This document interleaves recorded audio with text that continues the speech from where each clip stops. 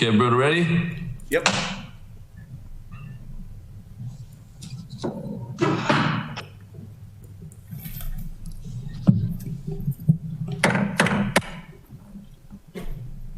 The regular meeting of the Annapolis City Council on Monday, June 8th, 2020 will be called to order at 10:12.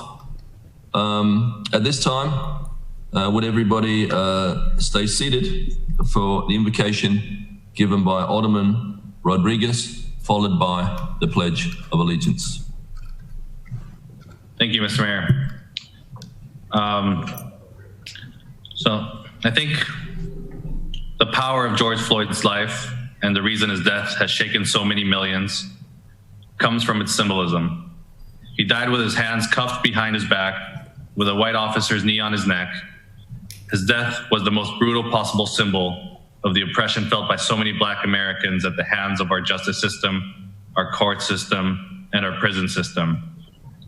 By all accounts, he was admired and loved by the people who knew him. But in his death, he also became a symbol of injustice. And symbols grow so much bigger and carry a message so much farther than any individual is capable of doing. His murder unleashed feelings of powerlessness that can only be understood if you live in a community that doesn't have the resources to navigate our justice system or the power to push back against its abuses. The rest of us can only imagine those feelings, and imagination doesn't come close to lived experience. So I'll end with an acknowledgement of the validity of the anger being felt and the hope that our current upheaval will end with a more informed citizenry, a deeper understanding, and some sort of lasting change. I'd like to say a prayer of St. Francis.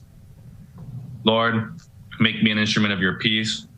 Where there is hatred, let me sow love. Where there is injury, pardon.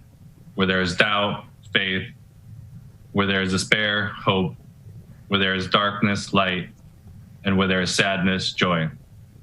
O Divine Master, grant that I may not so much seek to be consoled as to console, to be understood as to understand, to be loved as to love. For it is in giving that we receive, and it's in pardoning that we pardon, and it's in dying that we are born to eternal life. And to George Floyd, Breonna Taylor, and too many others, rest in peace, rest in power, and Black Lives Matter. Amen. Amen. Amen. Could everyone please unmute for the Pledge of Allegiance? I pledge allegiance to the flag of the United States of America, to the republic which stands one nation Under God, indivisible, with liberty and justice for all. Beat Army. Madam City Clerk, please call the roll. Yes, sir. Mayor Buckley, Here. Alderman Tierney, Alderman Payon, Here. Alderwoman Pendell Charles, Alderwoman Finlayson, Present. Alderman Rodriguez, Here. Alderman Savage, Present. Alderman Gay, Alderman Arnett. Present.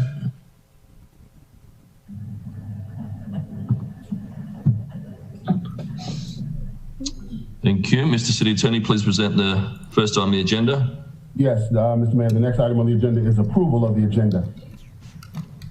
This time I'd like to entertain a motion to approve the agenda. So moved. Second. Madam City Clerk, please call the roll. Yes, sir. Mayor Buckley, Yes. Alderman Payon, Aye. Alderwoman Finlayson, Aye. Alderman Rodriguez, Aye. Alderman Savage, Aye. Alderman Arnett. Aye.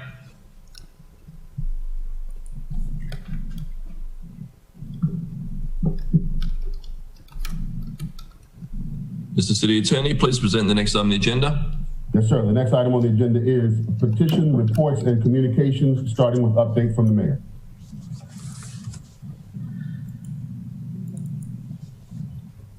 Good morning. We'll be settling in for a long meeting today. I want to first bring everyone's attention to the tremendous city staff. They have weathered a pandemic this winter and spring. They have not missed a beat. Trash has been picked up. Fire and police and OEM have kept the public safe, not only helped individuals with COVID get medical care they need, with a couple of firefighters even getting the virus. Our buses and public transit run on time, getting essential workers to their jobs. In my office, the staff have coordinated and worked food drives, helped with school computer distribution, and kept information coming to the public about closures, schools, and now the reopening process. Our Office of Economic Development has helped hundreds and hundreds of businesses figure this all out. They are there for every step of the reopening process, helping deploy city resources to help these businesses survive. Our finance office has put in countless hours figuring out how to make the city continue to function with a sharp reduction in its funding. Our public works have continued with filling potholes, sewer projects, sidewalk maintenance, and other work. Our planning and zoning have continued to issue permits, conduct inspections, and do the work that keeps trades functioning throughout this time. We have an entirely professional workforce, and they have held it together.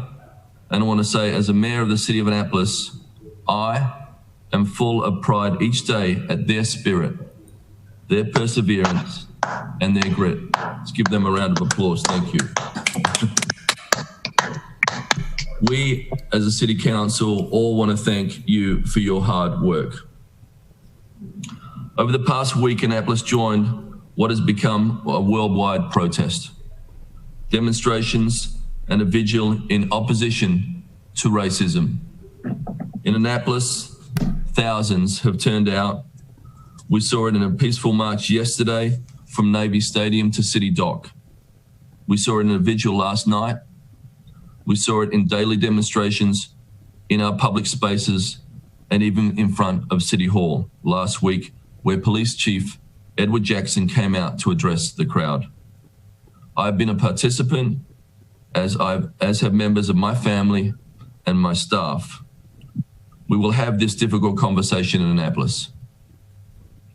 I thank the public for reminding us of our priorities, especially today as we embark on next year's budget. Thank you. Mr. City Attorney, please present the next item on the agenda. Yes, sir. The next item on the agenda is reports by committees. Any commissions like to give a report?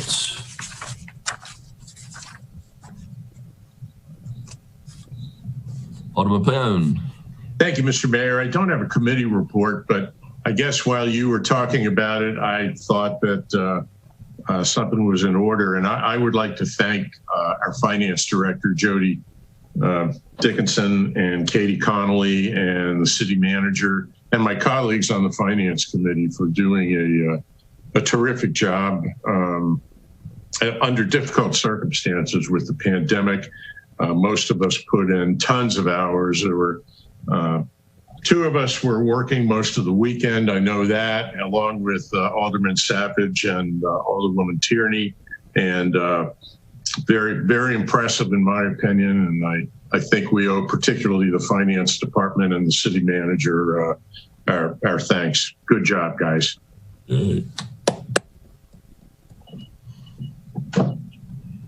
Thank you, Alderman Pound. Anybody up for a report, or we're ready to get on with it? Let's go. All right, let's get on with it. Mr. City Attorney, please present the next item on the agenda. Yes, just for information, the next item on the agenda is written testimony from the general public. To view the actual comments, please visit www.annapolis.gov/1680/public testimony.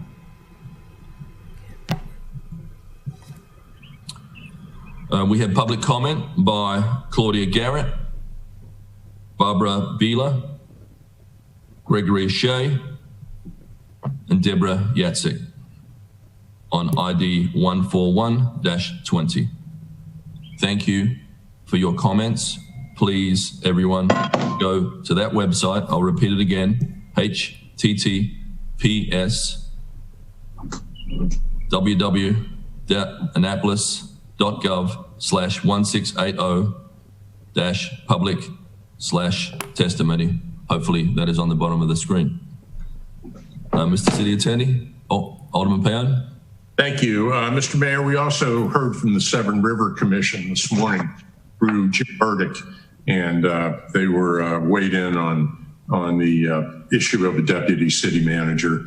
Thought they ought to, I wanted to make sure they knew that we had gotten that and are certainly interested in what they have to say. Thank you. And honestly, I thought there were one or two others that had weighed in, but Jim's name, because he's a friend of mine, just rang true with me. I think there have been one or two others, though. I think we've gotten them all on the schedule, so let me get a clarification from Regina, and then we can go to Alderman Savage. Well, we have them all, and we are looking at them, believe me. We've been receiving public testimony on the budget since the last city council meeting. You can view all the details of it at the link that the mayor gave earlier today. And I think Alderman Payan, this is specific to the budget, so I'm sure they're down the agenda, all the people that are weighing in on the deputy city manager position. Alderman Savage? No, you're okay. Mr. City Attorney, please present the next item on the agenda. Yes, the next item on the agenda is approval of the consent calendar, beginning with approval of journal of proceedings, regular meeting, special meeting minutes, several funds transfers, FT 720, supplemental appropriations, SA 31, 32, 33, 34, and 3520.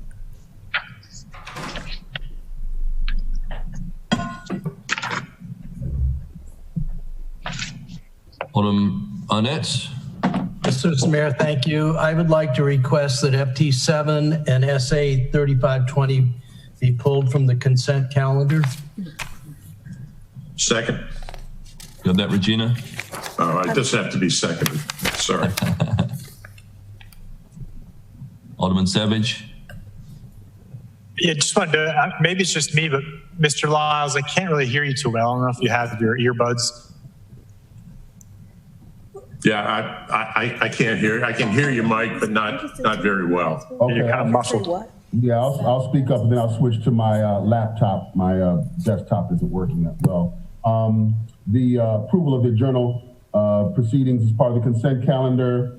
I'll read it again. Regular meeting minutes, special meeting minutes, funds transfers, FT 720, along with supplemental appropriations, SA 3120, SA 3220, 3320, 3420, and 3520. And right now, I think we have two of the items coming off the consent calendar. Right. Thank you. That's a little bit better, but it'd be great if you could switch, Mike. Thank you so much. All right. So let's... Mr. Mayor. Alderman Savage. Just a quick question for Regina. Did you get my correction? Okay. Thank you. So we have a motion and a second. We need a roll call for this. Thank you, Regina. You're welcome. Mayor Buckley? Yes. Alderman Payan? Aye. Alderman Finlayson? Aye. Alderman Rodriguez? Aye. Alderman Savage? Aye. Alderman Arnett? Aye. Roll call is complete. Thank you. Everybody. Mr. City Attorney, please present the next item on the agenda. Yes, sir. The next item on the agenda. Sorry, I was moving my laptop here, trying to get on that. The next item on the agenda is public hearings continued, CA 120. Thank you. We have received comments from the following persons. David Barker, Frida Wildley, Betsy Love, Constant Harold, Warren and Ann Brown, Kurt Riegel, Melissa Yanowitz, Louis and Marcia Verbliegen, and Greg Brennan. Thank you all. Alderman Savage. I just wanted to also acknowledge that I think this morning we received testimony from the Transportation Commission. Thank you. Tell Brian to go talk to David. Tell Mike.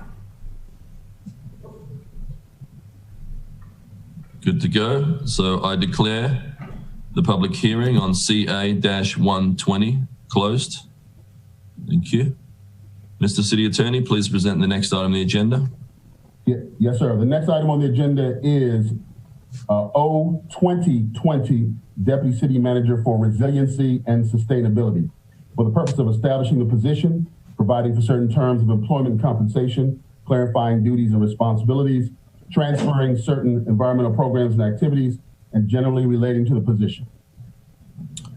And again, we have received comments on this from David Barker, Frida Wildley, Betsy Love, Constance Harold, Warren and Ann Brown, Kurt Riegel, Melissa Yanowitz, Louis and Marcia Verbliegen, and Greg Brennan. Thank you again for your comments.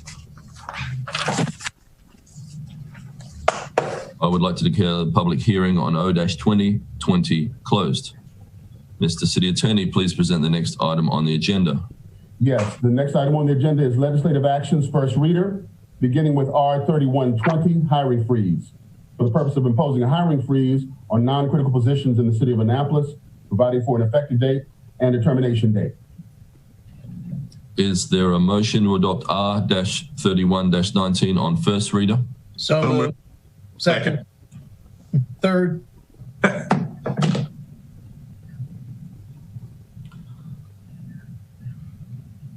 Do we have any discussion?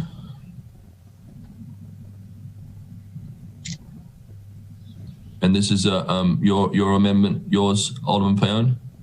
It is, Mr. Mayor, and I filed it obviously to save money without costing jobs, without causing an impediment to the everyday running of city affairs. I do have to file an amendment, which I will do before we take a final vote on it.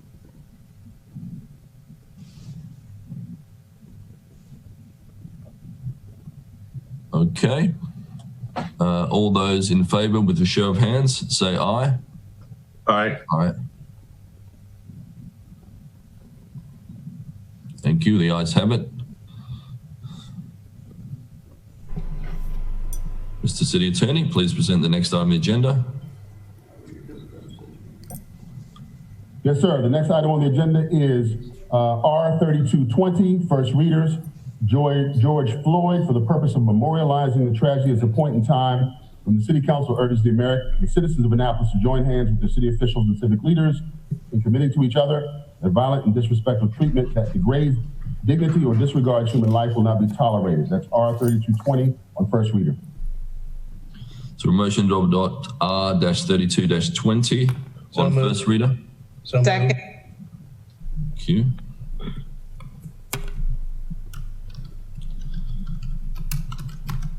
All those in favor with a show of hands, say aye.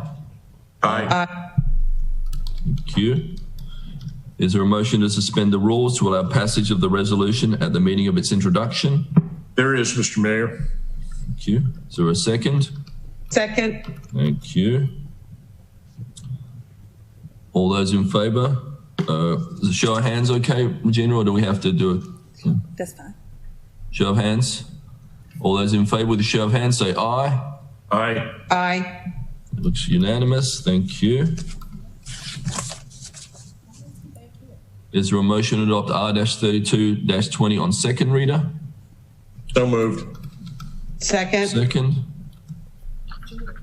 Mr. City Attorney, Madam City Clerk, please call the roll. Sorry. Yes, sir. Mayor Buckley? Yes. Alderman Paone? Aye. Finlayson. Aye. Alderman Rodriguez. Alderman Savage. Aye. Alderman Arnett. Aye. And the motion carries. Thank you, everybody. Very important. Thank you so much. Mr. City Attorney, please present the next item on the agenda. Yes, sir. The next item on the agenda is R3320, Chesapeake Bay Awareness Week. For the purpose of proclaiming 6/14/2020 as Chesapeake Bay Awareness Week and urging citizens to recognize the importance to observance and to participate in events, activities, and educational programs designed to increase awareness of the importance of the Chesapeake Bay watershed in our community. Is there a motion to adopt R-33-20? Move approval. Second. Thank you. All those in favor say aye. Aye. Show of hands. Thank you. Is there a motion to suspend the rules to allow passage of the resolution at meeting of its introduction? So moved. And a second. Second. All those in favor with a show of hands say aye. Aye. Aye. Thank you. Is there a motion to adopt R-33-20 on second reader? So moved. Second. Madam City Clerk, please call the roll. Yes, sir. Mayor Buckley. Yes. Alderman Payon. Yes. Alderwoman Finlayson. Aye. Alderman Rodriguez. Aye. Alderman Savage. Aye. Alderman Arnett. Aye. Thank you. Motion passes. Mr. City Attorney, please present the next item on the agenda. Yes, sir. The next item on the agenda is R3620, State of Emergency. For the purpose of further extending the termination date of the declaration of state of emergency for the city of Annapolis that was issued on March 12, 2020. Is there a motion to adopt R-36-20 on first reader? So moved. Is there a second? I'll second it. All those in favor with a show of hands say aye. Aye. Aye. Thank you. Is there a motion to suspend the rules to allow passage of the resolution at the meaning of its introduction? So moved. Is there a second? Thank you, Alderman Savage. All those in favor say aye with a show of hands. Aye. Aye. Is there a motion to adopt R-36-20 on second reader? So moved. Thank you. And a second? Second. Alderman Savage, thank you. Madam City Clerk, please call the roll. Yes, Do we sir. have a discussion? Yes, Alderman Pound. Do we know how an emergency situation is defined? I mean, I'm not sure we really have the same emergency that we had 2 months ago, back in March, and really even this time last month. Things have improved a lot, and we're, well, sort of back open. I mean, mostly back open. I don't know. What does anybody else think? You can get some clarification from the city attorney. Also, we have Kevin Simmons on the line to talk about the benefits of being in a state of emergency as far as funding goes. Okay. We know that the state is still in the state of emergency and the county, but let me leave it to the city attorney to see. Yes, sir. Yes, Mayor, we have advised that as long as the state and the county are under a state of emergency, that you have the authority to follow along with the state and the county for purposes of mutual operational benefits, additional support that can come financially from the federal and state government by having the state of emergency. Without that, it would be impossible to enter into certain mutual arrangements for working between county and state, as well as applying for federal funds. So the authority comes from the code, as well as our adoption of the mechanism for obtaining federal funds through the state of emergency.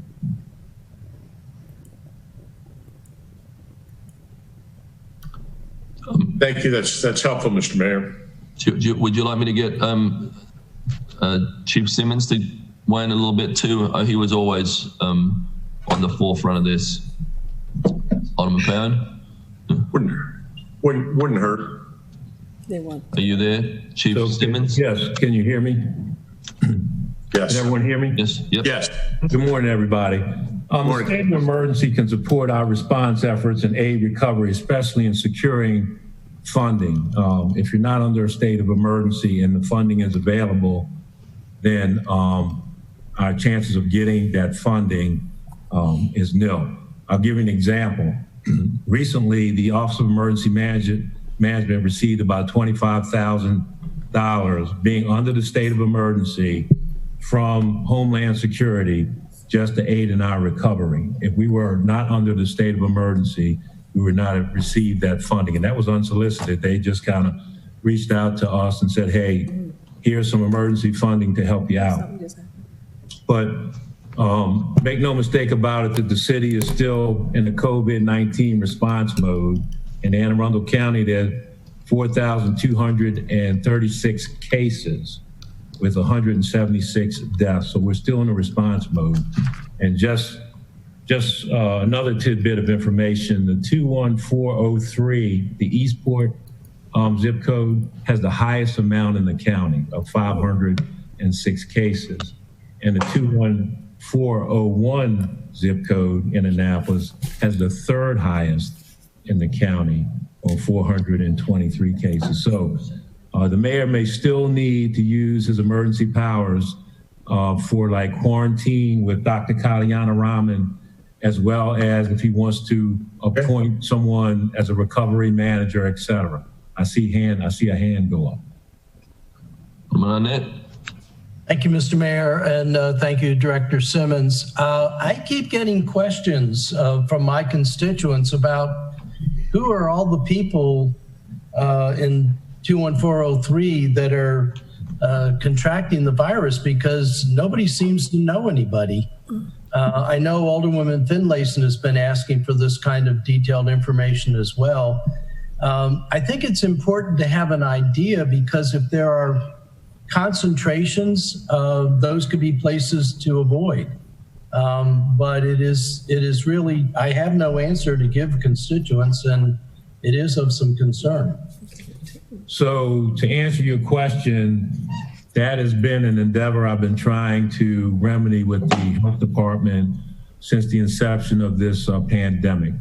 What I need from the health department is to find out where we have hotspots and where we have clusters of activity. As you know, Eastport covers part of the county as well. 21403 covers part of the county, as well as 21401. So we had information from the health department, and we don't want any information that would violate any HIPAA laws.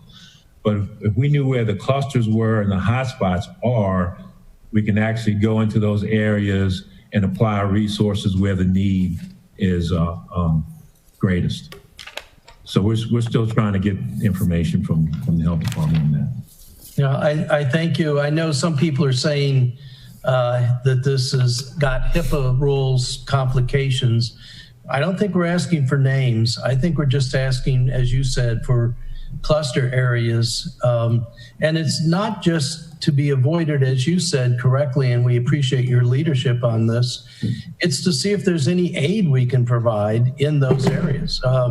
This isn't a runaway situation. This could be a run to help. So I don't quite understand why the county won't help us with this. I know Sheila's been asking for months. Did I say something funny? I'm sorry, Alderman. They were just fixing the flags behind me. So, And may I add, this is not just an issue with the county. I have gone all the way up to the Secretary of Health, who's a county resident, Bobby Neal, and they do not want to disseminate the information outside of zip codes. You know, through my inquiry, I got a letter back, which I shared with all of you. And in that letter, he says They're only going to do it by zip code. So Dr. K is really getting his direction from the state, which is unfortunate because, as you've said, we can't target our efforts in those hotspots. Today there is testing, I believe it's still going on, Director Simmons, at the Annapolis Walk Community Center. That's correct. And we hope that we hit many in the community who need it, but we just don't know. So we're kind of, giving it our best guess and, having our testing done in various communities, but it would be very helpful if we knew where the hotspots were. They're not gone. They're still amongst us, so where they are. We agree. We've been definitely trying to chase that information down, and thank you for all your efforts trying to get it from the county. We keep getting told that they've just about done it, but it really hasn't arrived yet. So I appreciate that from everyone. But when we do come out of state of emergency, Ross is having a big party at his house. So I'm looking forward to going over there for that party. You'll love the menu. Mr. City Attorney, please present the next item on the agenda. Hold on. We haven't voted. You got to vote. You got to adopt the resolution on second reading. Oh, okay, sorry. I mean, we just Roll need call. to do the roll call. Yes, sir. Yep. Mayor Buckley, Yes. Alderman Payon, Aye. Alderwoman Finlayson, Aye. Alderman Rodriguez, Oh, okay. Oh, cool. Alderman Savage, Aye. Alderman Arnett, Aye. and the motion carries. Thank you. Mr. City Attorney, please present the next item on the agenda.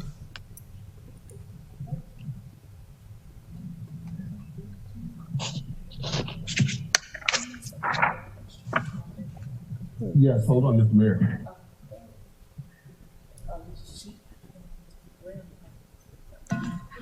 Excuse me, we're having a little bit of technical difficulties with the city attorney, so we need a minute.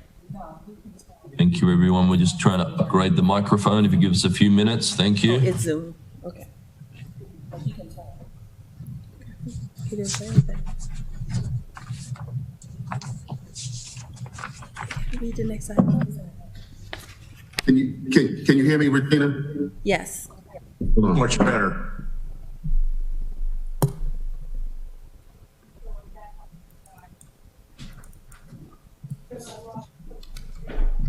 Now we can.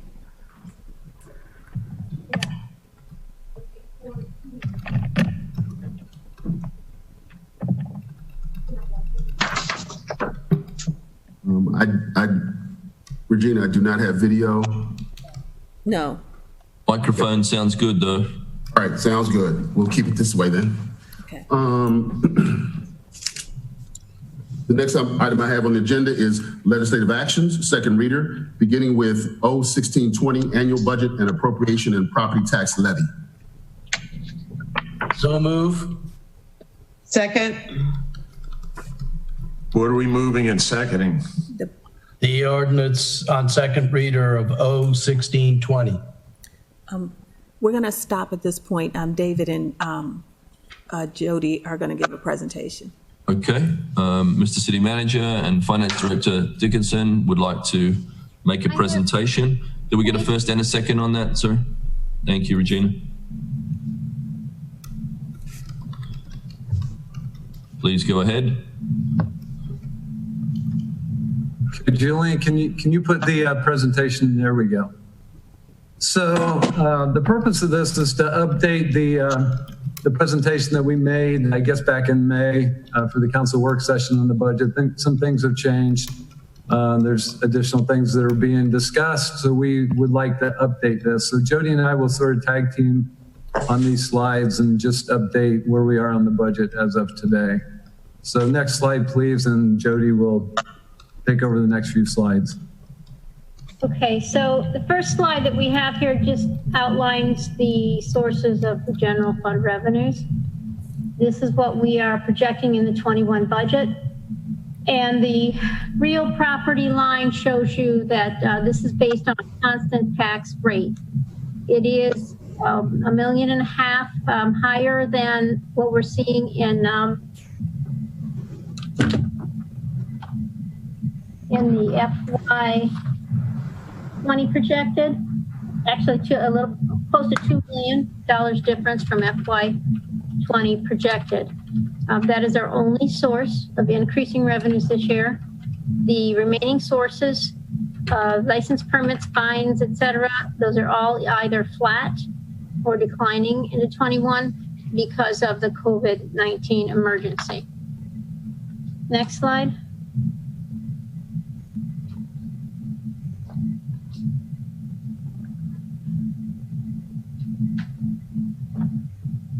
When you look at the expenditures by department, you can see that the police and fire make up the lion's share of our budget. Together, they're a little less than 50%. Finance non-allocated, that's debt service and transfers to other funds. That's what makes up most of that number. It's paying for our self-insurance, those kind of things. An extra OPEB contribution is in there as well. And this is, so we can go to the next slide then. This is the way we have it programmed in the 21 budget. Okay, and here we have those same expenditures broken down by category. One of the things we keep talking about is how much our salaries and benefits are as a percent of our total budget. With 59.2 million of salaries, benefits, 68.7% of our total expenditure budget. Jody, could we stay here for a second, please? Yes. Mm-hmm. So I want to point out, because I'm getting a lot of input from constituents really across the city, the people say, some people are saying don't cut salaries and benefits. And my question to them, because the other big item here is debt service, contract services is an interesting number. And when we get into the actual debate, that is someplace where we might have some room. But I think with what the city manager has done in terms of reducing the rate of increase by $3.8 billion, this bottom line, if the city manager hadn't come up with those, would be $90 million and a little bit. So, you know, people keep saying, don't cut the budget. And I keep asking where. Now, obviously, the big target is salaries and benefits, but there isn't, I feel, a lot of room. Debt service, we can't cut. That has to be paid. So when we get into the actual deliberations, I think we need to remember this slide. And I think you'll find the contract services line comes from all the departments. And it has things like software that we're paying monthly or annual costs for that help us deliver our services. So there's a lot of really critical things in contract services. That's the other big line item. It would be difficult. We've scoured everything we can scour out of that line item. You can't touch self-insurance or OPEB either. I mean, those are we got to make those contributions, or we're going to continue to increase the unfunded liability and not be able to get a handle on that. You can go. Are you done with your questions, Alderman Arnett? Thank you. I just thought it was important to point out those rigidities that we have to deal with. Yeah, the 3.8 million of reductions that we took initially that are already in the budget, those were many from personal services, but there were cuts from the contract services supplies. There were cuts from the contributions to the self-insurance fund and I'm sorry, the fleet management, fleet operations, fleet replacement, and the self-insurance fund. We reduced those a little bit too. Okay, and Jody, on the OPEB, how long had that liability been unfunded? Something that we have to fund. We don't get the choice of not funding that, right? Yeah, so we have been funding it on a pay-as-you-go basis for many, many years. And I think FY19 was the first year we put an extra contribution in there to start whittling down the unfunded liability.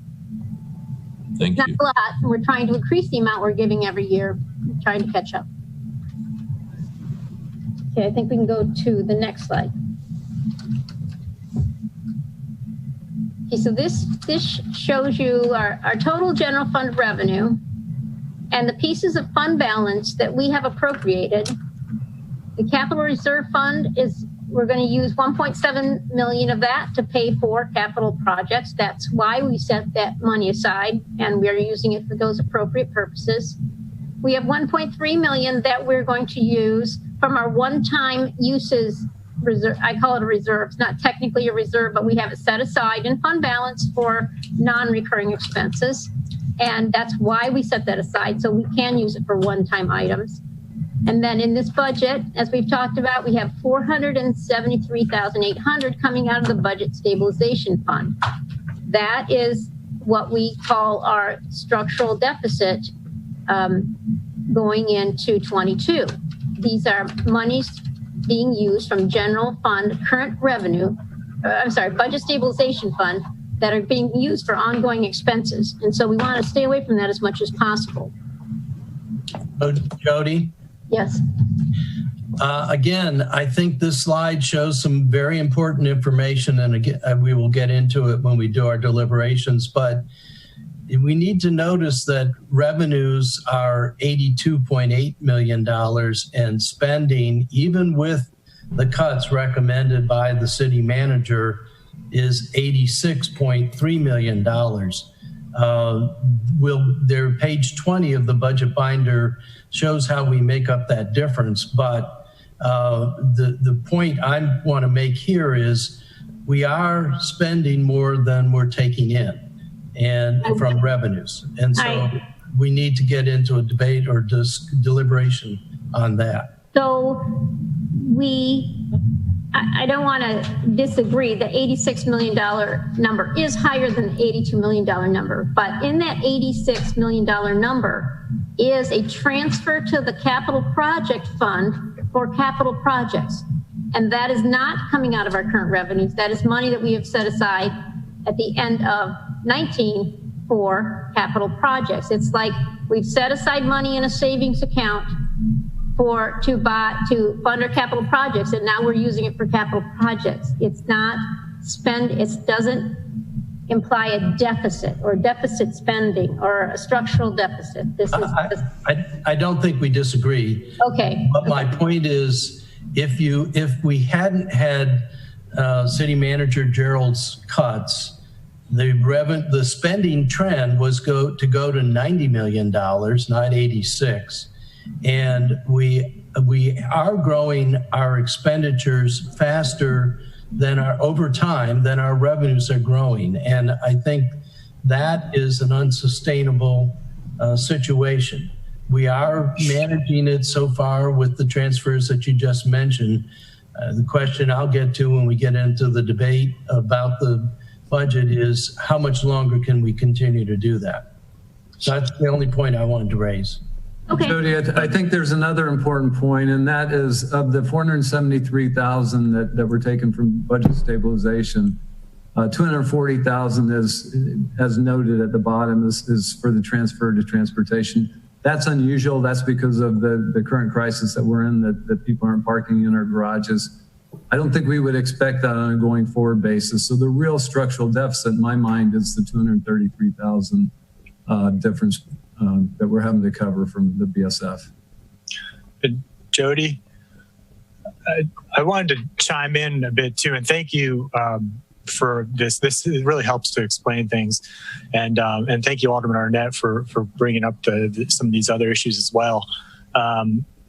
So yeah, I was apparently confused about what a structural deficit is, but this helps, and according to my research about structural deficits, and I was reading from the Government Finance Officers Association, there's a difference between the deficit and then I think they call it like a structural imbalance.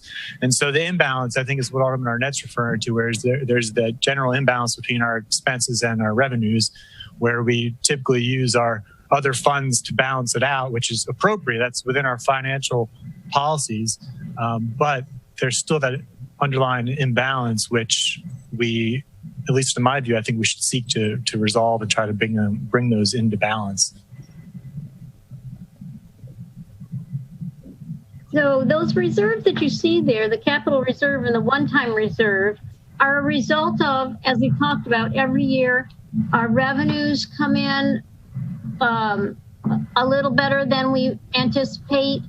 We're always able to come in under budget on our expenses, and so we have this fund balance left over, and we, with our policy, save it for things that we're only going to program one time. All right, so we can go on to the next slide.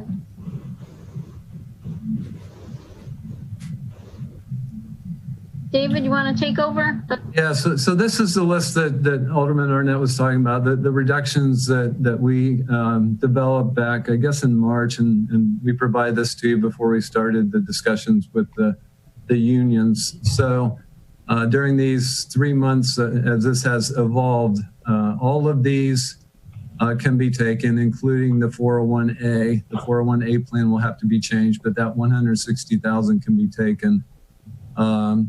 The deferment of the COLA, which is the highlight one at the bottom, required agreement from the unions, and the unions unanimously have not agreed at this time. So let's move on to and again, just to note that these have already been reflected in the mayor's budget. That was mentioned before, but these have already been taken.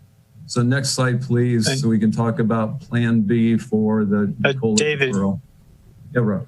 I just, again, want to kind of chime in on this, because I mean, I think this is very helpful, again, to see all of this.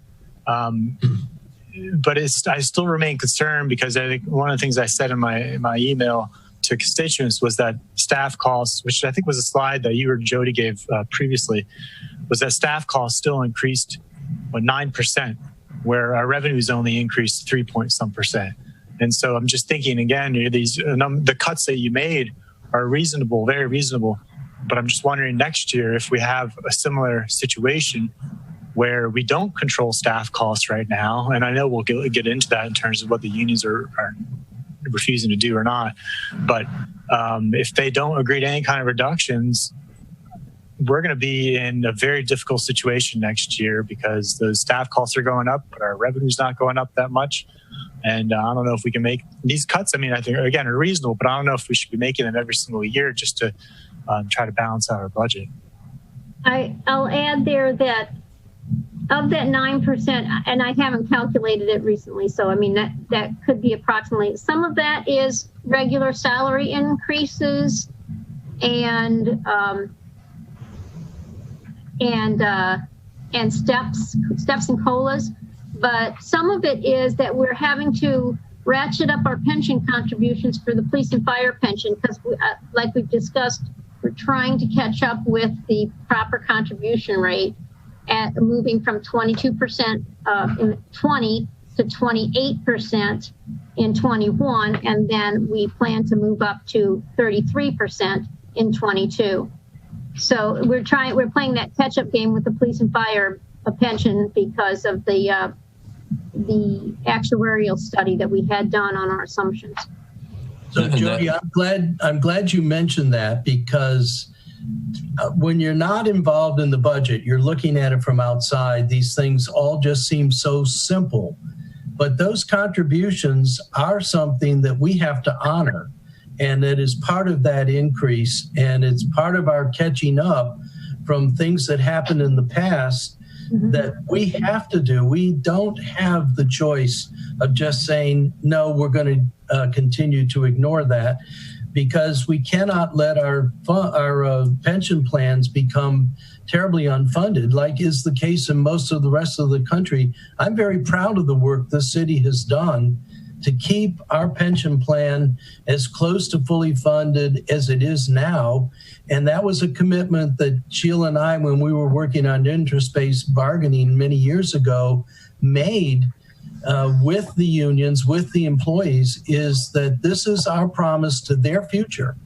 and we cannot just shirk our responsibility there. So, you know, slash here, slash there is easy to say, but when you get to the nuts and bolts of things, there isn't as much wiggle room as it would appear. Now, I'm not going to say that we cannot make reductions. I will be supporting some reductions that are going to be presented later on, but do not think that this is just easy peasy and that the finance director and the city manager can just snap their fingers and make things fall in place. That's just not the case. Thank you, Alderman Arnett, for pointing that out. These increases are contractual. We don't have a choice, and it is not fair for us to put that on to the next generation. We have to accept the expenses in our time in office and not make it the problem of the next council or mayor. So thank you so much, Jody. Okay, next slide, please, Julian. So this just has a breakdown by employee group of that $689,000 of COLA savings that was proposed. You'll notice that the non-represented management employees actually have almost 50% of those savings. The reason why the number for police is as small as it is because their COLA is 1.5%.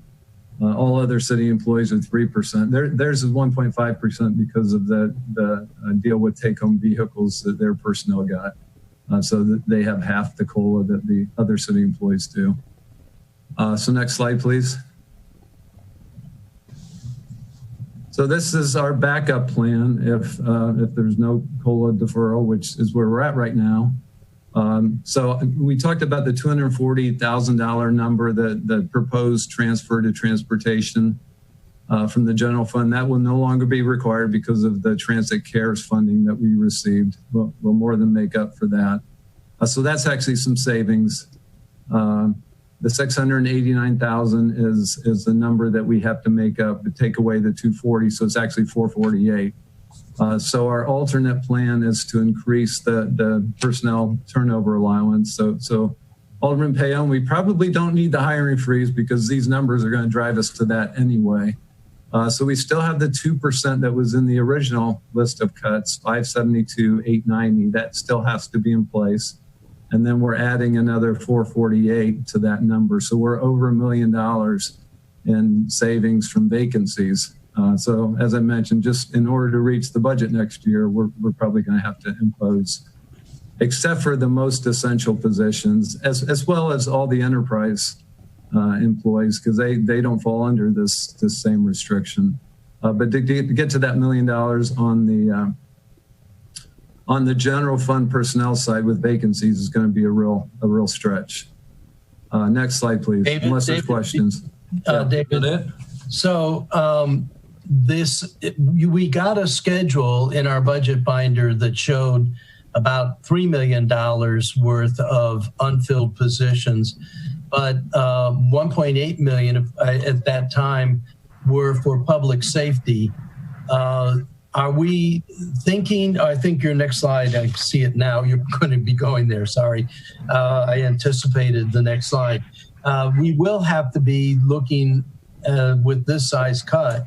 We'd have to freeze everything but public safety to get this $1 million cut. Is that correct? Is that still the status? I'm not sure you can get the million. You can't get the million without doing public safety. Right. Let's go on to the next slide, and I think that'll illustrate that. Right now we have 25 positions that are vacant. 14 of those are police. So I just don't think we're going to get there to the $1 million on the general fund side if we don't have public safety. Right now, fire has no vacancies, so we're in, I guess, a good position there, though. You know, we're looking for savings. We're looking for vacancies to have savings, but the lion's share clearly is in the police department right now.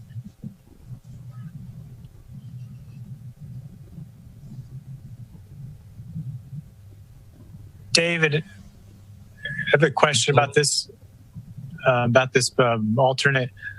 So I think I understand what you're how this would work with the turnover, but I'm also wondering how would this impact overtime,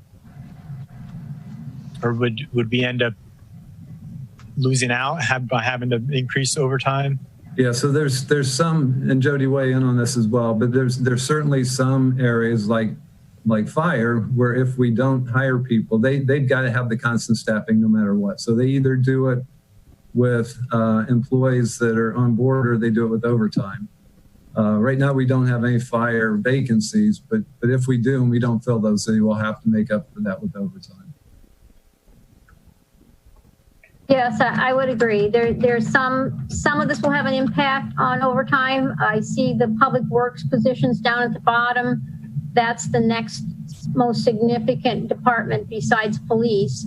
And, you know, if we don't have enough equipment operators on staff, one of them might have to work some overtime to compensate because they're going to have work that has to be done. So I don't think when you can see the value of these vacancies and pull them out of the budget, or you can do it with turnover, but you're going to impact your budget in other ways. So you won't see that total net savings. So it's very difficult to strip the vacancies out completely and not leave any extra money somewhere else.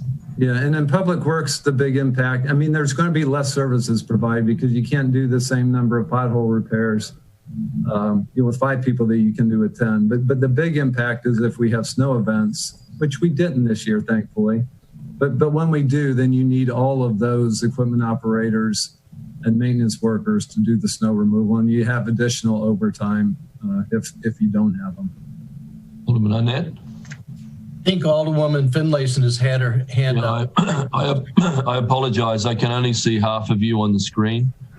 So please, if I'm missing you, just speak up. Alderman Finlayson?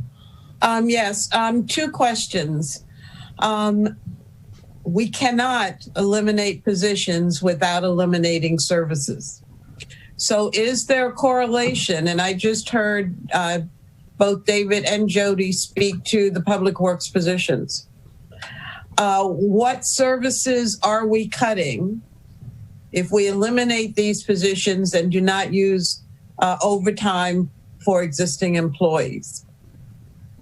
And maybe you can't answer that right now, but I think that we should have this discussion about eliminating positions and pretending that the folks that are already employed are going to assume those additional responsibilities. I don't think any of you would do that, and to expect our employees to do that is inappropriate, I think. My other question is... Do me answer that first? Your first question? Sure, please. Okay. So on the general fund side, these classifications, public works maintenance worker, equipment operators, are in the streets group. So we would be doing less work in the street. So whether it be pothole repairs or right-of-way maintenance, or all of the things associated with the sidewalk repairs, those services would be impacted by these types of positions. When Marcia gave us her presentation, she did a great job telling us how many potholes, how many street pavings, or how many streets would be paved. Maybe we need to go back and look at how we change those numbers to meet the reality of eliminating positions. Because I think we have to talk about services. So, just my idea about that. The other question has to do with the vacancies in the police department. We had an extensive discussion during the Finance Committee about those 14 positions that have been funded for several years, I believe, and never been able to fill. So how many of these, and I think I counted 14, these positions, how many of these positions, or is it all of these positions that we can eliminate for a year or until the finances are much improved? I don't think that we're proposing to eliminate these. I think we're proposing to take vacancy savings and so that we can manage the filling of vacancies. So for example, if the revenue picture looks better than what we expect it to be, or if there's other less critical positions that open up that we're able to keep vacant, then we would certainly look at these more critical ones to fill. But it's going to be a management process. This is just a snapshot in time. More vacancies will open up. Some will be critical, some will be less critical. So we will need to manage those. But again, don't focus too much on this one snapshot, because we need to manage these. Some of these are really critical. A police captain, some of these other ones that are crime scene analysts are really critical positions. Well, I'm just hearkening back to our discussion to the Finance Committee when we talked about the fact that we had these 14 funded positions and we have not been able to fill them in a number of years. And I understand, and I would be the last to endorse eliminating positions that are crucial to the department. So just to keep an open mind on that, though. I can see Alderman Arnett's hand, but if anyone needs to speak, please speak up. I can't see Mark or Alderman Gay. I want to continue to hearken back to how it's easy from the outside to say, just cut this or just cut that. So let's look at all those police vacancies. We talked about this a slide ago. The city managers talked about overtime. This work by these vacancies in police has to be done by somebody. We still want a full complement of officers on the street for all shifts. So a good chunk of any savings by not filling these could well go to overtime and therefore not be savings. Certainly my ward has been amongst the loudest clamoring for filling all of the police vacancies and therefore presumably providing more public safety. My ward has also been amongst one of the loudest to argue we need a traffic engineer. And in fact, this comes up all the time when we're discussing things like the Forest Drive sector study or traffic congestion on Bay Ridge or 6th Street or Compromise Street around the city. So all of these considerations, when you look at one side of the ledger about how we can reduce spending, you have to go to the other side of the ledger. In this case, it is, as Alderwoman Finlayson mentions, services foregone. I think there are plenty of studies that show that when police officers are doing a lot of overtime, they're not as effective as if you had a fresh officer on the beat. And in terms of the traffic study, I think that if we're ever going to get anywhere, particularly with our comp plan and understanding how new development goes on in the city, we really do have to have a traffic engineer. So while I'm one of those that's advocating that we need to find some spending cuts and savings, I really do want to point out here, that's not a snap your finger, easily done operation. It really takes a lot of balance and a lot of understanding of all the inner workings of what's going on in the city. And that falls primarily to Director, City Manager Gerald and Director of Finance Jody. But to us city council members, we're going to have to figure out how this is all going to fall out if we're going to be looking at not filling positions or finding cuts elsewhere. It doesn't come without a cost. Yeah, I think the key takeaway is that, we need to cut on the personnel, the salary and benefits side. And we run into a roadblock on some of the ways that we proposed. And the easiest way that's not easy and not necessarily effective is to not hire people back when those positions go vacant. Because some of these are absolutely critical positions that we can't not fill. So it's going to be a balancing act, but we need savings on the salary and benefits side. That's the bottom line. And this, I guess, is what's the best way to do it. So shall we move on to number 10? It's back to you, Jody. I wanted to add one more thing about the list of positions. I don't know that this is, we keep talking about 14 positions and I counted, sometimes I'm getting 15, but I'm not sure. The IT project manager and the project coordinator / MCIN manager, I believe those are both police as well, and the professional standards director. It may not have always been the same positions that have been vacant. It's just that as the years go on, they continue to have several positions that are vacant because they're not able to fill them. So I can't say that these are the same positions and which ones are more critical. You might have had some drop off and some come on. So I think the police chief would have to speak to which ones are critical. We can go to the next slide. Jody, may I add, if and you'll recall from our discussions, I was referring to the funding of 124, I believe, and the fact that we rarely get above 110. So that's where the 14 came from. Right. It is several. Every year it's been several unfilled. Right. I just don't know which several. Yeah. So it's just the numbers. It's not the positions. Right. Okay. Yeah. So here on this slide, we look at our fund balances. We're looking at what we had at the end of 19. And this is coming out of the budget book. These should tie to the columns in your budget book on the fund balance roll forward on page 23. We're at the end of 19, we had unassigned 14.3 million, budget stabilization of 3 million. And there you see our capital reserve fund balance, 4.7 and 2.4 on the one-time uses. And when you measure that, you find that the unassigned piece, 15.5% of the revenue in general fund, transportation, and parking fund. And the budget stabilization fund is at 3.3%. And in the 20 projected, we have projected that we're going to have 16.4 million. And our budget stabilization fund remains the same because it's over its cap. And then we've used some of the capital reserve fund. So we'll have 2.3 million.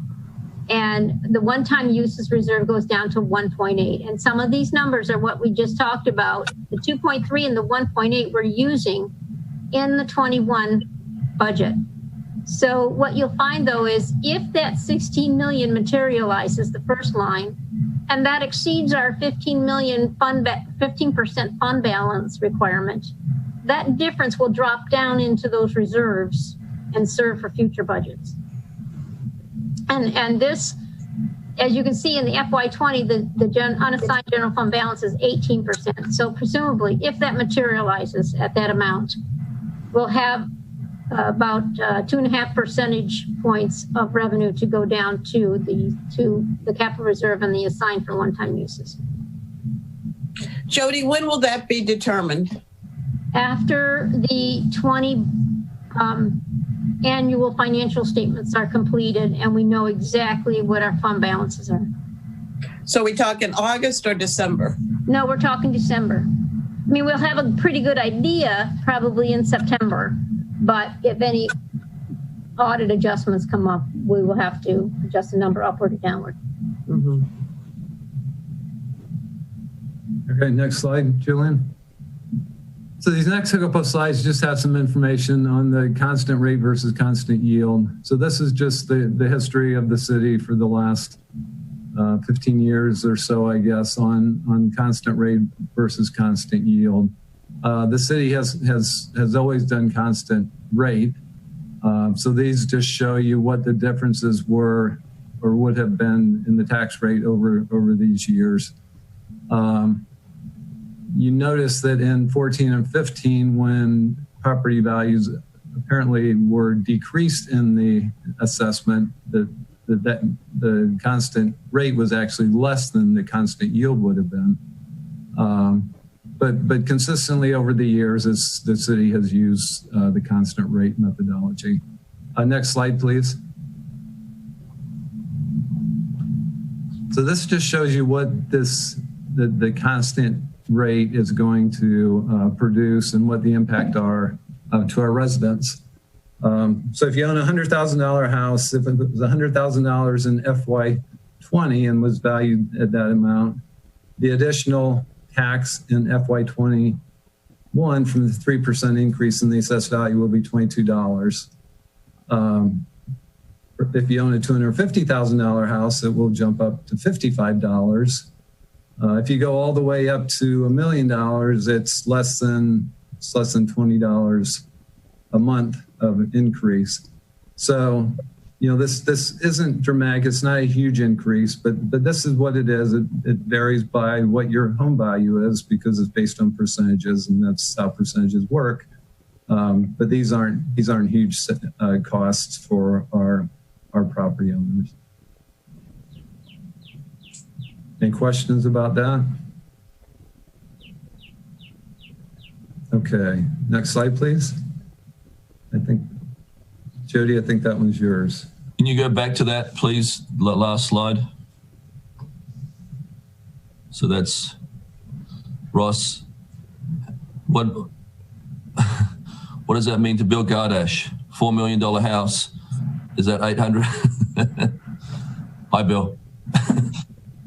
Gavin, you're hurting his property value. I think it's listed at $6 million. Thank you. Next slide. All right, so on this slide, we talk about the structural deficit because we've been throwing around terms about what's the structural deficit and structural shortfall, or however it's being portrayed in the public. We have a structural deficit in the mayor's budget, general fund, of $233,000. In addition, we were going to send $240,000 over to the transportation fund to help the transportation fund break even for the year. Now, we probably will not have to do that going into 21 because we got CARES funding there that we're allowed to use for revenue shortfall. So we won't have to use general fund monies to cover that. The constant yield rate for property taxes are going to create an additional structural deficit of 1.5 million. If we take this route and we have to trim something out of the budget, we have different options. One, we could use fund balance for that amount, but that would increase that will drain the budget stabilization fund, and you will be using reserves to cover ongoing expenses, and you will create a bigger structural deficit. If we reduce expenses, it would almost certainly have to come from personnel's salary and benefits. A full year COLA deferment requires agreement with the unions and would save us about $1.3 million. Deferment of step increases. As you know, not everybody gets a step increase. You have to be an annual step increase until you get to a certain level, and then you have to wait until you get some more certain year thresholds to get the step. So this would not impact everybody. It requires agreements with the unions and would save us about $1 million. Furloughs, which is when we reduce work hours and tell somebody stay home for a few days and you won't get paid. That also requires agreements with the union. And then we have an option for layoffs, which is reduction in force. And this we can do without union agreements. So those are the tough options that we have to face if we go to the constant yield. And just remember the full year COLA deferment, we've already talked about half of that. So the real additional would be for the last half of the year. 689. Yeah. Alderwoman Finlayson had a hand up. Thank you. Jody, under the mayor's budget, the $233,000 structural deficit, is it truly a structural deficit if we actually have funding to cover that expense? So if that is based on where we estimate revenues are going to be at 21. If revenues come in higher by $233,000, we would not have that deficit. If we can find savings somewhere else and a department doesn't have to spend something for something and our expenditures are under, we wouldn't end up with that structural deficit. But this is an anticipated number based on our best projections into 21 as to what we're going to take in revenues and what we anticipate spending. Let me understand. I thought a structural deficit was something that we could count on in recurring years. And well, that is because the expenses that are creating this will continue into 22. Their salary and benefits, their contract services. As costs usually there's a cost of living increase in cost, and you know, inflation creeps up and the costs go up, and you built this into you built the personal services into your budget. You built those in, so next year they're going to be there. So we're going to face that 2/3. If everything is exactly equal to what we project, you built that into your budget, you're going to have to pay it in 22, and then there may be an increase on top of that as well. Okay, thank you.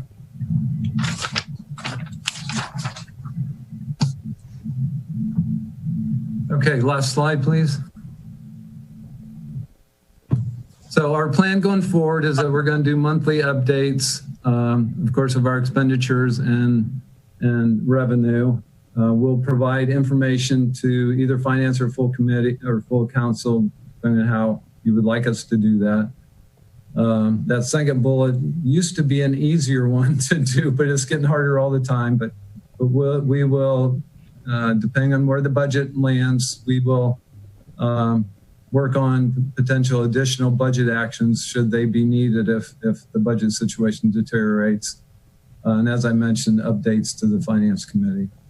So with that, we've got Bob Burton online to give a quick report on the FAC hearing of the budget and their recommendations on the budget. So if we're ready to move on to the FAC, we can do that now. Can we, just one quick comment? I want to thank David and Jody. I think this is very responsive to questions that the Finance Committee, but other alderpersons have been asking. And I think it makes the picture a lot clearer. And I hope we have a lot of public watching this as well, and they understand the things that we're grappling with. This is a tough job and it's a tough year. And this helps make it easier to focus on where we need to go as we look at resolving and moving on to vote on the budget. So I want to express my appreciation for this new set of slides. Jody? And to kind of pull the whole thing together, when you're talking about the constant yield, we looked at the choices that we will have to make if we're taking $1.5 million out of the budget in addition to what we've already trimmed. And if we do that, and then later in the year we find out our revenue projections are not as good as we have put as we have included in the budget, then we're going to have to make further reductions to expenditures, and then the potential list of things that we can do to trim the budget are going to be smaller and more painful. So just wanted to pull that all together. Did we get a copy of this presentation?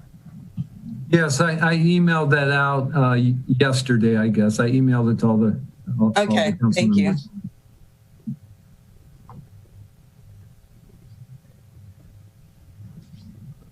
Okay, are we ready for Bob Burton? Yep. Thank you. Good morning. This is Bob Burton. Can everybody hear me? Yes, sir. Okay. First of all, let me say good morning to Mayor Buckley and the members of the City Council. And for the record, I'm Bob Burton, Vice Chair of the Financial Advisory Commission for the City of Annapolis. We were asked here this morning to provide an overview of our written advisory report dated May 23rd, 2020, which we sent to the Mayor and City Council on that date.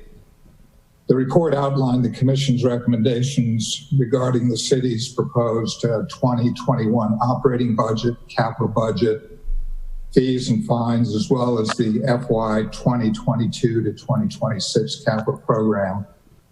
Now, in the interest of time, and you having already read the report, I will only touch upon some of the highlights of our advisory recommendations and reserve what remaining time we have to answer any questions that you may have regarding our report that we issued dated May 23rd, 2020. The Financial Advisory Commission generally endorses the City Council Finance Committee's report and recommendations regarding the proposed FY 2021 operating budget and capital budgets, as well as the 2022 and to 2026 capital program. and the FY 2021 fees and fines. We also endorse the administration's proposed reductions of about $3.8 million to the general fund to bring the budget more into line, recognizing, some of the challenges that the city may be facing as a result of the economic downturn, and how that may impact the city's revenues and cash flows, which we fully do not know at this point and still remains fluid. I want to come back and address that a little bit later in my comments.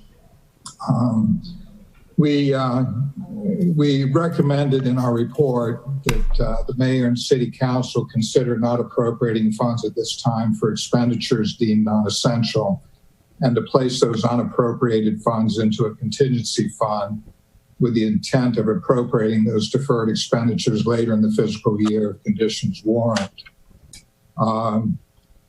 We also concur with the use of current fund balances and reserve funds to fund non-recurring expenses for the purpose of reducing reliance on property taxes and the proposed 2021 operating budget.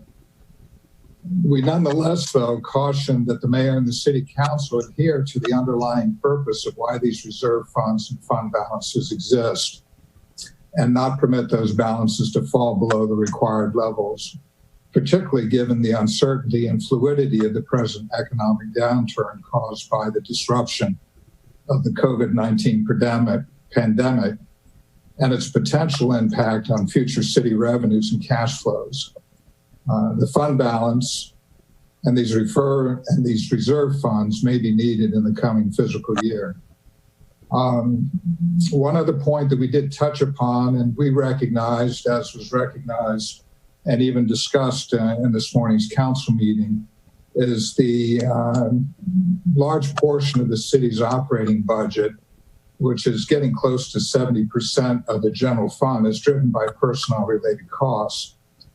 Now, the commission historically has urged restraint in adding to the city's personnel costs and continues to do so. As noted in the Finance Committee report, the growth in city expenditures continues to outpace the growth of revenues.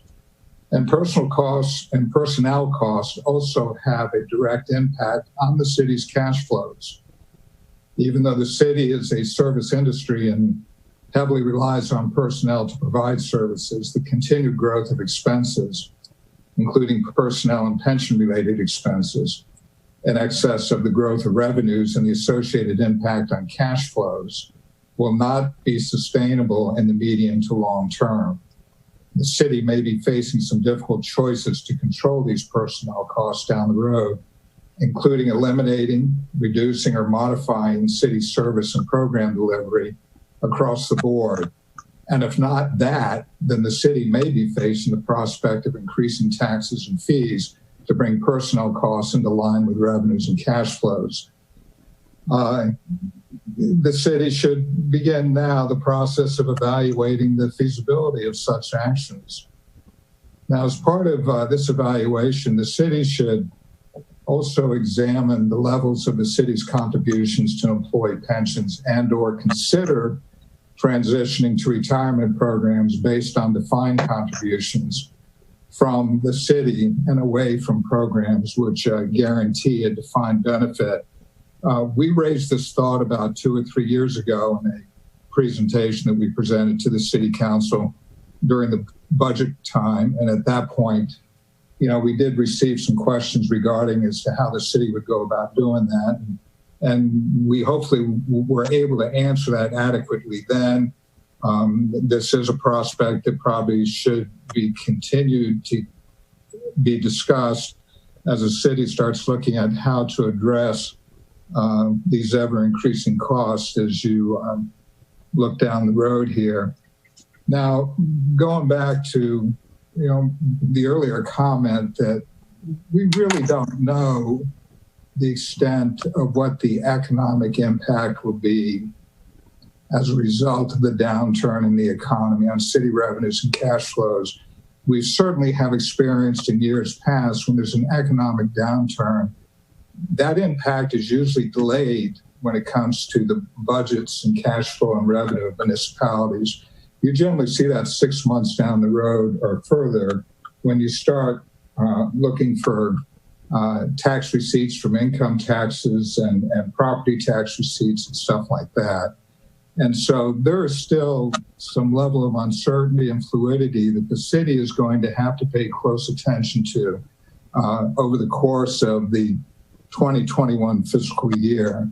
And some of this we don't know what the outcome would be. Hopefully it'll be better than what our worst fears may be. But nonetheless, when the city starts looking at making a determination between staying with the constant rate versus the constant yield in your property tax structure, when you look at some of the structural deficit items that you currently are dealing with now and potentially facing down the road, adding to that the bulk of our economy here in the city of Annapolis relies upon retail and hospitality. And those are the two industries that have been impacted the most, by the economic downturn. Imagine we've lost a quarter of economic activity, not only in the city, but across the state and across the country. And we really just don't know what the impact of that's going to be. So we caution the city council to keep all this in mind as you deliberate on your budget, to certainly protect your general fund and reserve fund balances. Those may be needed down the road in unanticipated ways that we are unable to really probably fully appreciate at this particular point in time. The final note is that the Financial Advisory Commission did encourage the City Council and the Mayor to begin the process of considering a Plan B.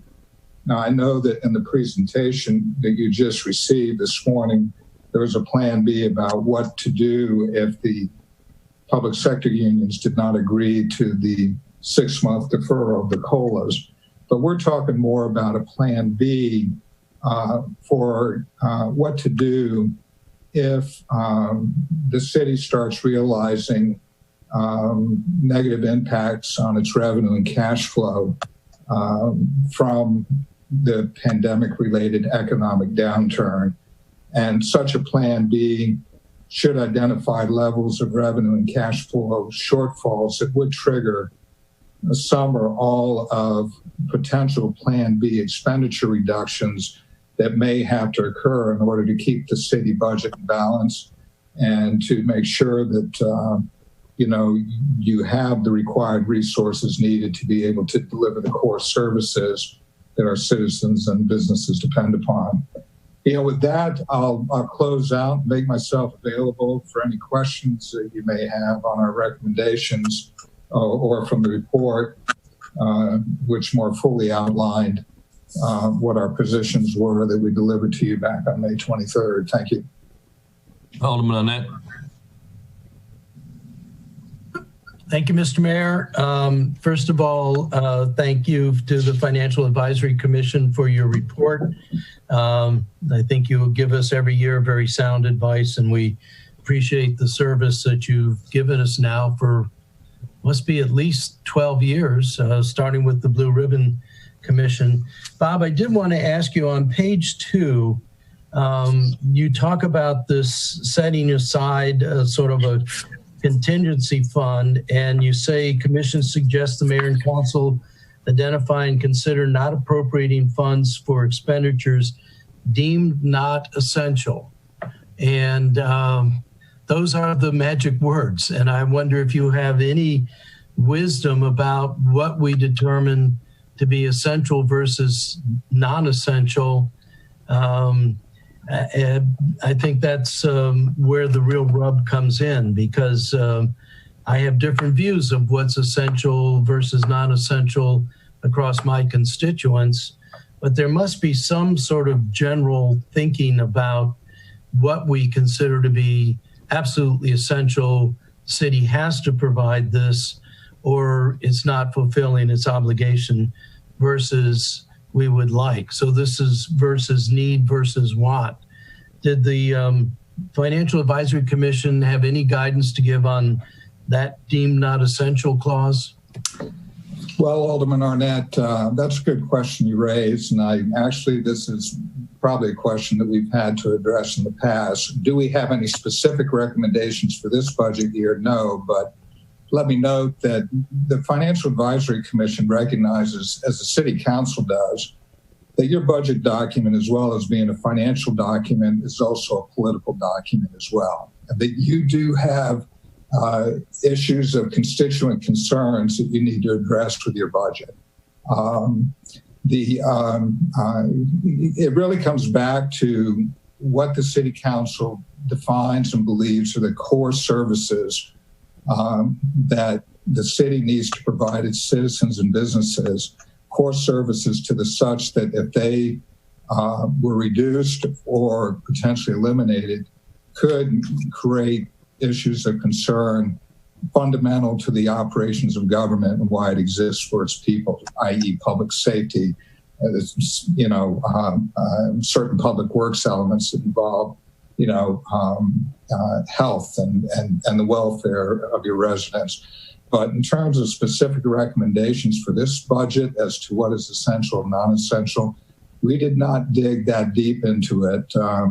Recognizing again that whatever recommendations we give would be on the financial side of what this budget is, where we do not necessarily give concerns to the political dynamics of a budget that a municipality has to consider when they make their final decisions here. So I wish I could give you a better response on that, but that's about the best I'm going to be able to do at this point, Alderman Arnett.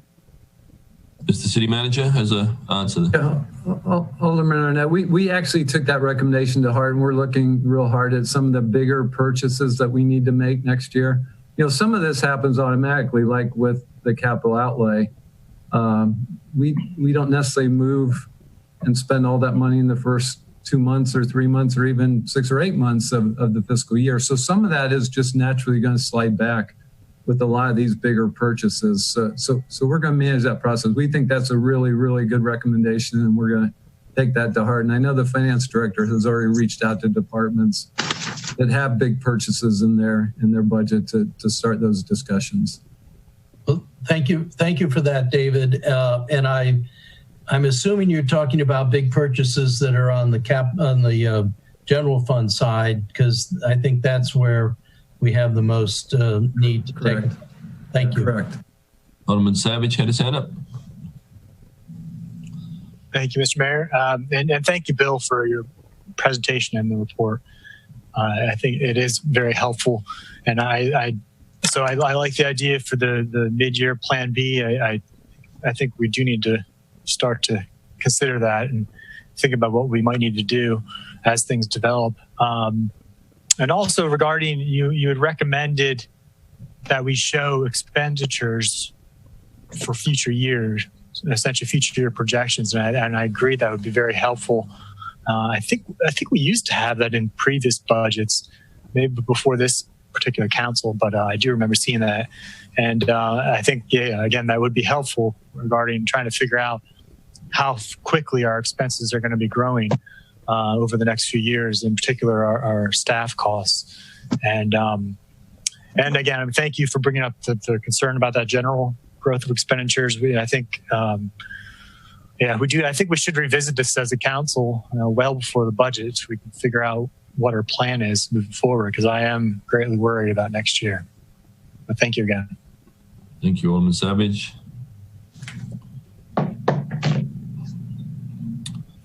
City Manager?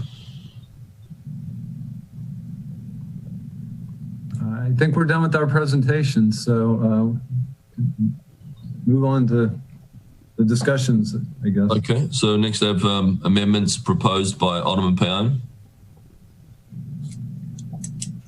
Mr. Mayor? Alderman Annette.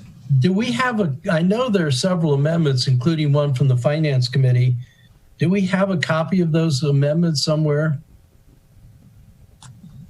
in our iLegislate that we can be reviewing? So, Jody? So, first of all, I don't know if I've been getting emails with amendments in them. We've been for the ones that relate to this ordinance. Get on. Oh, No, but they're trying to fix it. sorry. Okay, I haven't seen them come through Regina's office yet. We created them. We've been sending them on. I don't know what you have in front of you right now because there's a question of numbering. And our number 1 on this ordinance was related to correcting one of the appendices. And Mayor, you just stated that Amendment 1 was something from Alderman Payon, so I'm confused as to what we're looking at. Maybe Regina can give us some clarification here, Regina. You're muted. I just want to state that I have 0 amendments, none. So if they were supposed to come to me, I do not have any as of right now. Jacqueline is online. We Yes, probably, Jacqueline. yeah, we probably need to figure out how we get them to the council members. I've been looking at and reviewing them all morning, and she is loading them on Legistar, I guess. The question is, can we get them to the council members now? And is Jacqueline the best person to do that now, or do we need to wait and get them all to them and number them appropriately? Because she's loading them now as we speak. They've been coming in all morning. Yeah, Regina, and then City Manager Gerald. Okay, I was told that the council was going to take a break at a certain time today. Maybe during that break, we could get all the amendments in order and have a conversation with Jody so we can all be on the same page. And do you think we can get those on a screen for us, or not? Hold on, Julian's right here. He says yes. So what we can do, Mr. Mayor, is we'll figure out a numbering, get with Jody so that they're all numbered the same and everybody's on the same sheet of music while we're on break, okay? So if we could break for lunch, maybe an additional 20, 30 minutes, we can get it all together. I move that we break till 1 o'clock. Well, I think we need more time than that. yeah, Regina, is there one specific Payon amendment we need to do right now, or shall we stay in a holding pattern?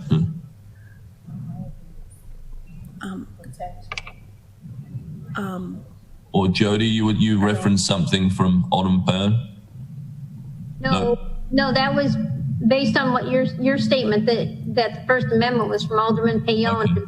That's not we had as number 1. So I wondered if there was something else floating out there somewhere. There's a lot. So basically what we have is a confusion in the numbering because they've been coming in fast and furious. So what we'd like to do is renumber everything, get you a list, and get everybody with the same documents numbered the same way. And it's going to take time to do that. All right, that's a good idea. So we don't take everybody's time. And I think that is the process that we used last year. We'll vote on them one at a time. And then maybe we'll take an adjournment now. Alderman Arnett? Yeah. So, Mr. Mayor, it's not just a matter of getting the list. I think the council needs to have some time to look at it as well. I mean, I suppose we could be looking ahead while we're doing the debate on them, but I would ask the city attorney and his staff how long he believes he needs to put this together, and then how much time we can give ourselves to look at it before we can reconvene. Mr. City Attorney, then I'll go to Alderman Payon and Alderman Savage. Yes, sir. It's about 10 minutes to 12. I think we're going to need at least until like 1:30 to be able to do it correctly. So that gives everybody 45 minutes to eat, maybe go to the restaurant, and then come back. We're going to be figuring this out while we eat. How about that? But we'll need that time to get through everything we need to get through and get it to you and get it loaded up with Julian. Plus, we have some issues technically that we're trying to resolve that have not been resolved. So 1:30, maybe even 2, because the technical issues are still there as well. Okay, we'll revisit at 1:30. We can get in touch with everyone. Alderman Payon was next. Thank you, Mr. Mayor. I have to question whether we really ought to be voting on these today with people getting in the amendments. I mean, I'm probably the most guilty of anybody getting in the amendments late, as Jody well knows. But I do think most of the ones that I've seen are worth considering beyond just looking at them during the meeting. And I would suggest that we have a special meeting maybe later this week, a day or two or three, or early next week, and do it at that time. I mean, this is a really important vote. I'm really disappointed that we couldn't do this in person and have the take the testimony of individuals. But there's nothing we can do about that. I get that, but I just think that we ought to take the time we need, and there's no need by statute to really rush it today. We've had occasions where we've done it in the very last meeting in June. I'm not suggesting that. I am suggesting that maybe we just come back in a couple of days. I don't mean in the meeting right now. I mean, we need to discuss as best we can most of these things, but to actually take a vote at another time.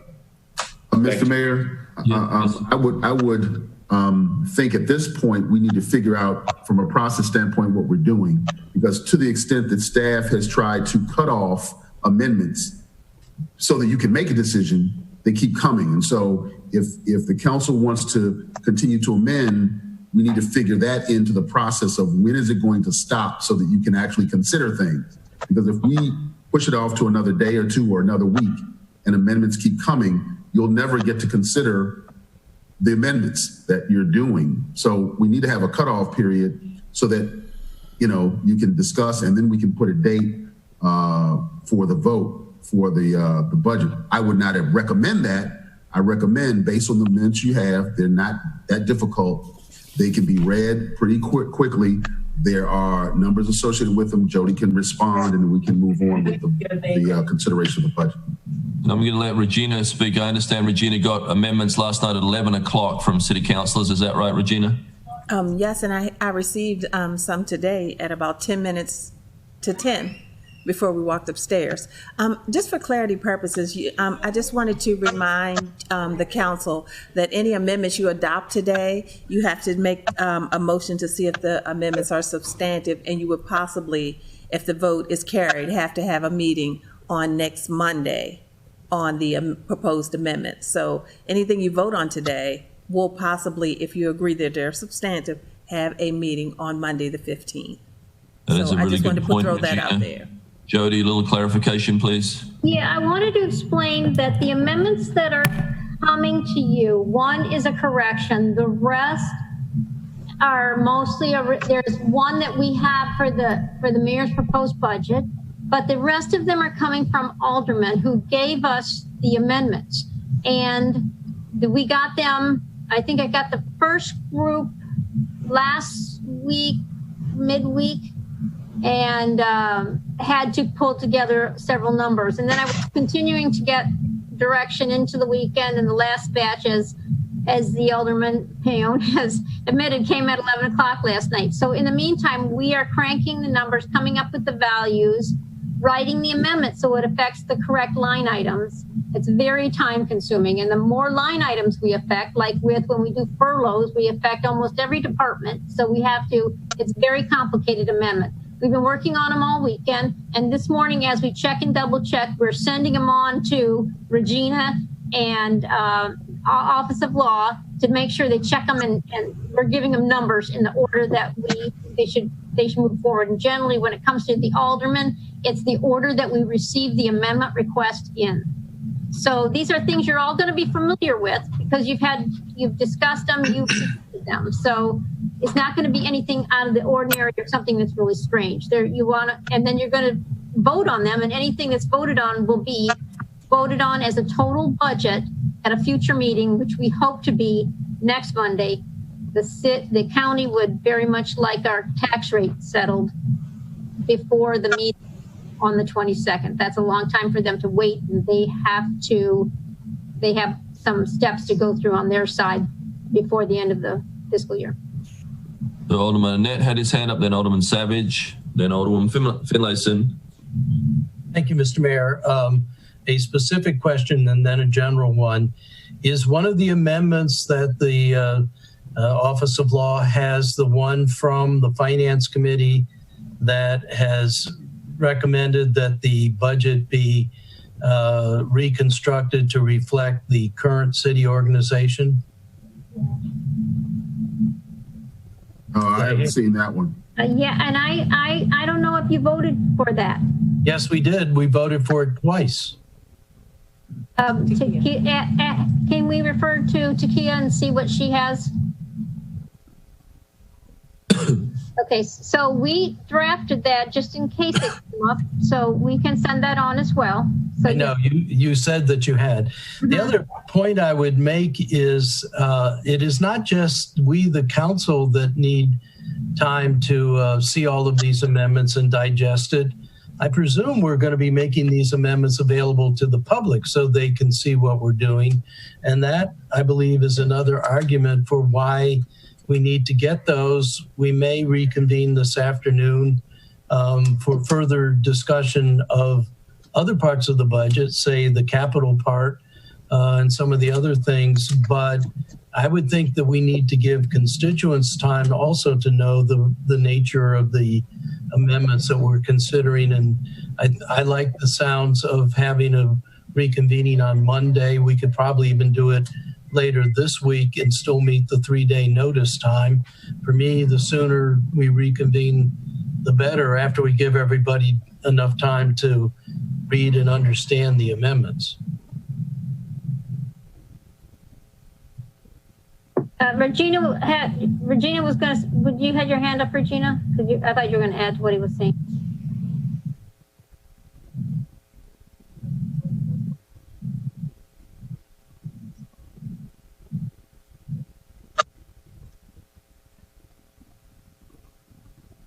Opportunity on Monday the 15th to review them. So they can weigh in on it at that time? Yes. But we typically, and this is my second year through, but typically you have an amendment day where you're considering and voting on amendments and then presenting that amended product to the public and then getting their feedback at the next meeting. Yes. Thank you, Alderman Savage. Thank you, Mr. Mayor. Yeah, and I do want to thank staff, as I really made it a point to get my amendment request in by the deadline of Monday, but it's last Monday. But I know it was a lot of back and forth as we worked through the numbers. So I do look forward to having a discussion about those. But I do think we should try to. I think it's entirely appropriate to take more time for staff to take additional time to put together these amendments in the proper order, because I do think some make sense to come before others.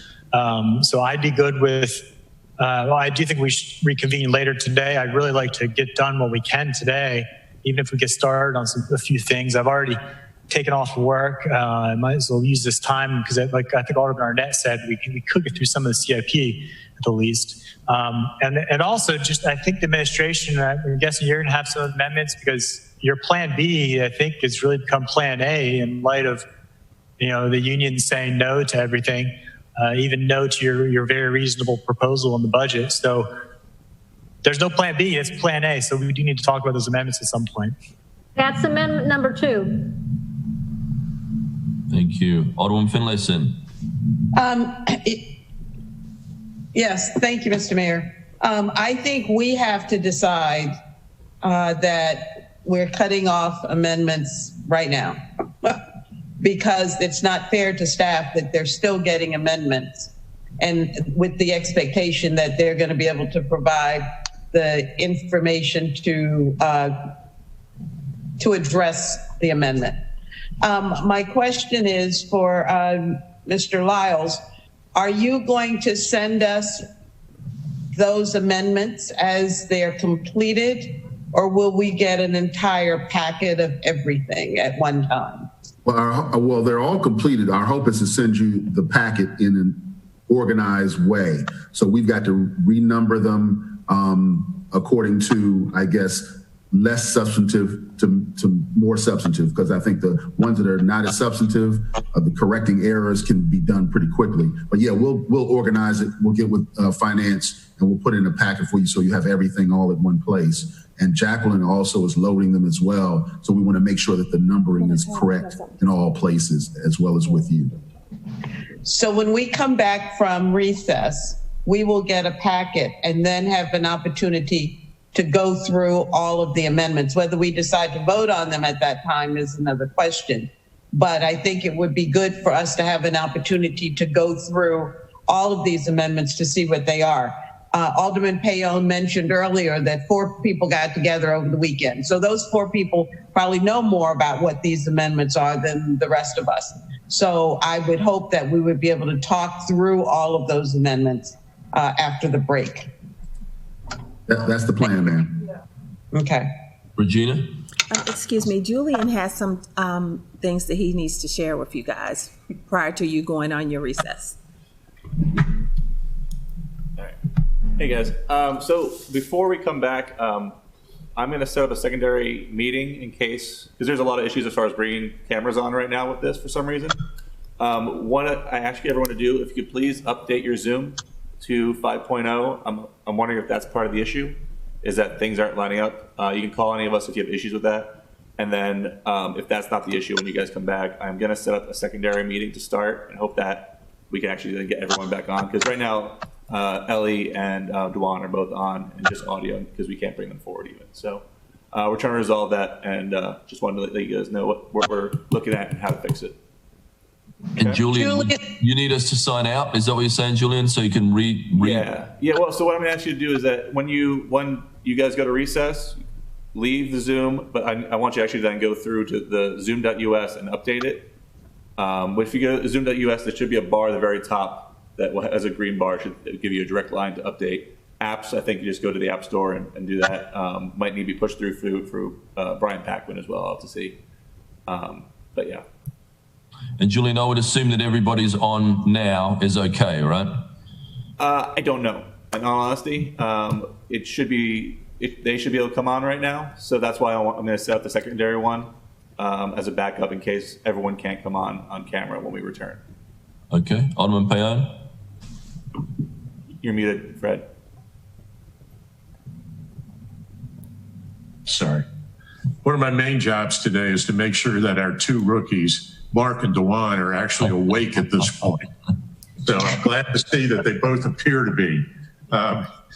Actually, I think the idea of cutting off amendments at this point, other than the redo ones, maybe wording ones or that are already in, Sheila, I think that's a good idea. I think I'm the most guilty probably of anybody because I didn't finish my amendments until I think it was 10:52 when I sent them to you, Jody. And I agree. I don't feel very good about having staff have to hustle like that.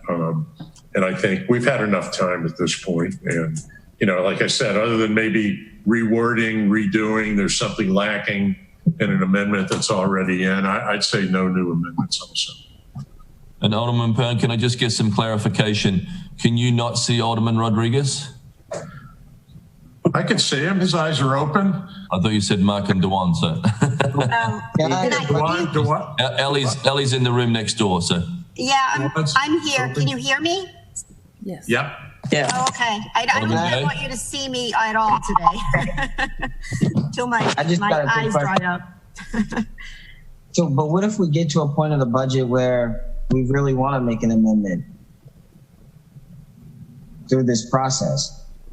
If there's any other amendments to come, you're going to have to send them to us just as soon as you can, and we'll try to get them drafted depending on how complicated it is. Some of them can take hours to do. So I hope it's not anything really complicated, but.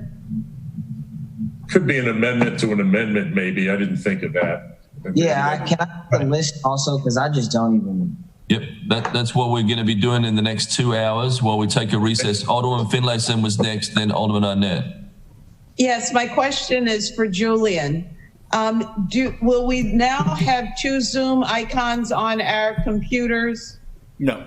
Or we're just updating and it'll automatically update? Yes. If we go into, you said go into Zoom something. I didn't hear the second word. The website is zoom.us is their website.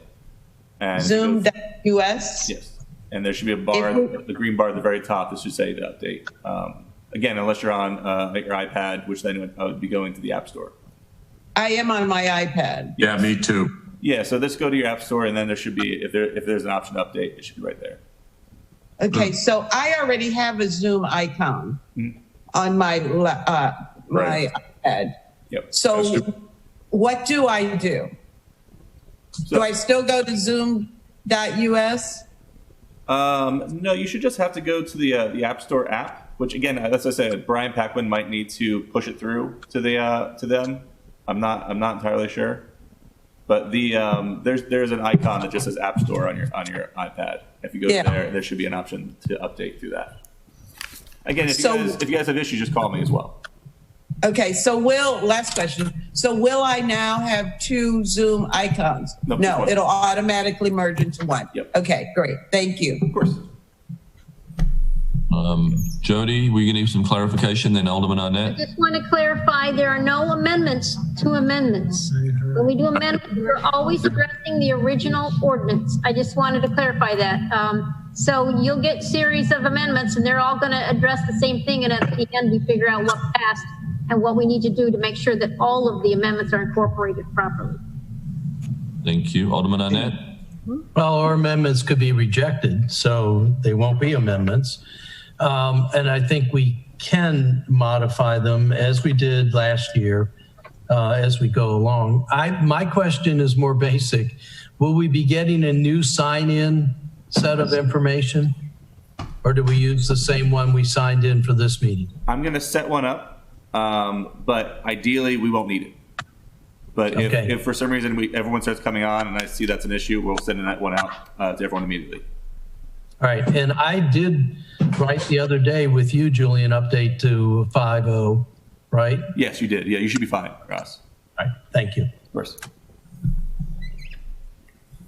Okay. So Regina, do we need a motion to recess or can I just call a recess? You can say it. Huh? Yes, need a motion, Master. Need a motion to recess, please. So moved. Second. All those in favor with a show of hands. Till what time? Till 2. Okay. I think we need to now. We're at 1:15. So with a show of lunch, only Fred has that. Except for the Office of Law. So what time do you want to start? Okay, everyone vote with a show of hands. Say aye. Aye. I'll see you all after lunch. Thank you so much. Thank you. Jody had a smile on her face like I don't think I've ever seen a minute ago.